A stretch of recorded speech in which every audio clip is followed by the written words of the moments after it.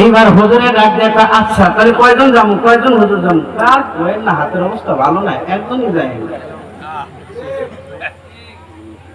বেহায়ার ঘরে বেহায়া, খাটাসের ঘরে খাটাস, বাপের কোটি টাকার সম্পত্তি খাস, আর তোর মনে থাকে না বাপের জন্য দোয়া করার কথা। তোর হাতের অবস্থা খারাপ না, তোর হাতে কি বাস লইছে, বুকাই ধরছে না ঘা হয়েছে। চুপ করে উঠেছেন। আপনারা কি এই লাইনে আছেন না? কথা বলে ঠিক বলে দাও।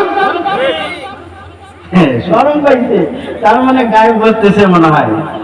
গায়ে লাগাবেন না, বৃষ্টির পানির মতো চলে যাক। সম্মানিত ভাইয়েরা, এই কথা আমি দোয়া করানোর জন্য বলি না, হুজুরদের দাওয়াত দেন তাও বলি না, দাওয়াত দেওয়ার দরকার নাই।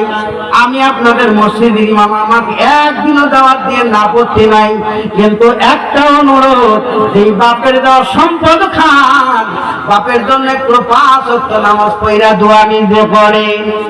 কথা কোন ঠিক না ঠিক?